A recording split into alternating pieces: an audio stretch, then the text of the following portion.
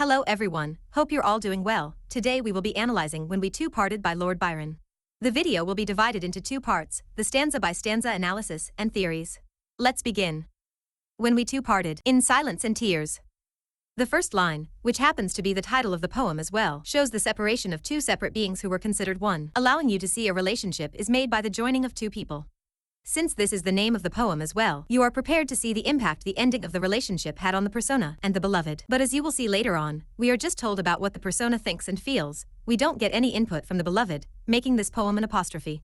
Furthermore, a pause between these two lines could have been used for dramatic effect, but the lack of a pause between the two lines allows us to deduce the relationship ended suddenly.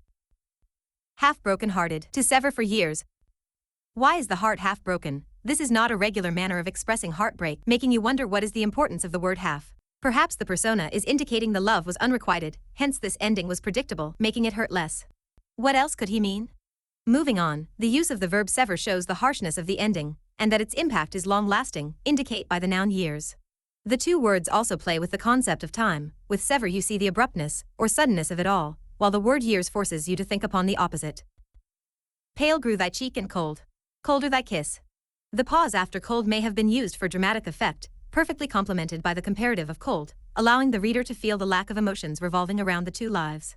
You may go forth to say death-like imagery is used here to convey the lack of affection between the persona and the beloved at this point. What's the significance of this imagery?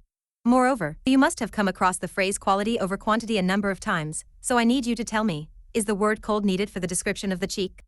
If the cheek is pale, then it's obviously cold, so why did the persona use this word? Give it a thought. I think it's not the persona who cares about this word, but the poet, Byron, since you see the word foretold in the line truly that our foretold rhymes with cold. Showing you the rhyme and rhythm of the poem are as important as the content. Truly that our foretold. Sorrow to this. The significance of time is once more apparent through our showing you the persona and beloved parted due to certain circumstances. Do you think the adverb truly could hint to some aspect of the relationship? A lack of authenticity perhaps? The dew of the morning sunk chill on my brow. Morning may symbolize a new day, hope for a better future, a chance to start over. On the other hand, dew may symbolize tears, giving a cold and negative essence to the morning. He further shows this negativity and coldness through chill. What's the importance of brow? Brows usually reflect your feelings or emotions, so if dew sunk chill in the persona's brow, I imagine the brow is frozen in place, helping him maintain a stoic disposition. The pause after brow may be used for a dramatic effect, symbolic of cold and harsh circumstances. It may also have been used to show the persona has just been struck with a certain realization. It felt like the warning of what I feel now. Through these lines the persona perhaps sheds light on the realization he went through during the pause. The noun warning may highlight the immediate feeling of warmth leaving his body, as the dew settled on his brow was just a fraction of the cold he experiences now. The full stop may reflect the finality of the persona's vulnerability now that he has been shattered. You will also see that the number of pauses from now onwards increases. Perhaps the short lines and pauses after them show the slow, painful acceptance of this tragedy. Thy vows are all broken.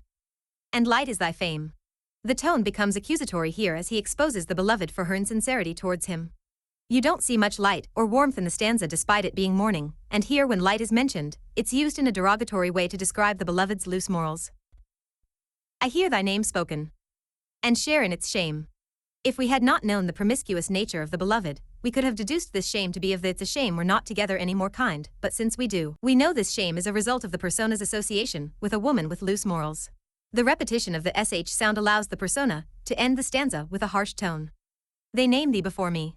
A knell to mine ear. Through the third stanza you see the horrendous impact the beloved's insincerity has on the persona. The word before can be used in two ways. Either it could mean people take the beloved's name before the persona's, although if that was the way the poet wants the readers to read the line, that would make it grammatically incorrect. But we'll let it slide since literary artists like to experiment and break rules. The second meaning could be the beloved's name is mentioned in front of the persona. The death imagery is brought back through the knell, showing you the depth of the shame the persona endures. A shudder comes o'er me. Why wert thou so dear? The verb shudder gives an emotive outlook to the persona's mental and physical states. By this time it has been a while since the relationship ended, but the pause after me may highlight the persona is overwhelmed by emotions, and they still play a role after so long. The pause may also indicate the persona attempts to regain strength he loses every time he thinks of the beloved. He makes it known the beloved was very dear, despite her infamous status, but he questions this belief of his since dear or precious things aren't earned with ease, yet the beloved is, assuming from her loose morals. They know not I knew thee. Who knew thee too well? These two lines make you wonder, is the persona boasting about the fact he was her secret, or is he devastated since he may think she is ashamed of him? Through these two lines the reader is made aware this was a secret relationship, so there was an element of thrill and excitement attached to it. The hidden aspect would make sense if it was a forbidden relationship, but if it was not forbidden and the beloved didn't want anyone to know, that was an obvious red flag the persona missed. Moreover, the pause after well could indicate the persona contemplates whether to name the people or not. Long, long shall I rue thee. Too deeply to tell. Repetition is used to emphasize upon the duration of the mourning. The pauses make it seem the persona is having a hard time getting used to the beloved's absence. The adverb deeply may show the relationship was not only physical as most forbidden romances are, but it was spiritual as well, otherwise the persona might have not been as wounded. In secret we met. In silence I grieve. For once you see things from the time before. The pause may be the persona reminiscing the good times before he returns to the present, when all the warmth has disappeared. The silence could show the secret will remain forever, either it is embarrassing, or the persona wants to keep the memories to himself. That thy heart could forget.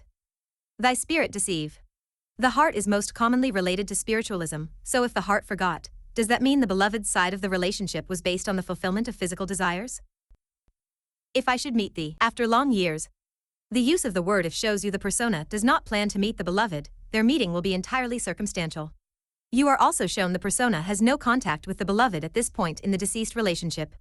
The use of should may show the persona is hopeful, but dreading it at the same time. After long years may highlight pain stretches on for ages, changing one's perception of time accordingly. This may also show the beloved will remain in the mind of the persona until he meets her once again, perhaps that is when he will finally get over her. After long years the persona makes use of a pause, the silence that ensues helps show the persona is taking his time to think through things. How should I greet thee? With silence and tears. The persona makes use of a rhetorical question, making the reader wonder the same, and think what would be the best way to greet an unfaithful person who has caused such pain. You see the persona says I should and should I, meaning he believes he has to do something, as if he owes her something. Furthermore, greet is usually used to welcome someone, but silence and tears are not welcoming. Silence shows an inexpressiveness, and tears may show pain. So this could mean the persona will attempt to hide his pain, but he knows he will be unable to do so due to his affections towards the beloved. Now that we're done with the stanza-by-stanza analysis of the poem, let's look at a few theories. The poem seems like a cryptic confession, due to the lack of details and description of the clandestine affair, making it seem it is only meant for the beloved and no other. We could say the poem has an underlying threatening tone, as we see the persona speaking in a way the reader does not fully understand everything, but knows the beloved is bound to understand every single word. So it could also be the persona's way of reminding her he can tell this story if she does not act the way he wants her to. The short lines in the poem could emphasize on the abrupt ending of the relationship. That's it for this analysis. Hope you liked it, and I'll see you in the next one.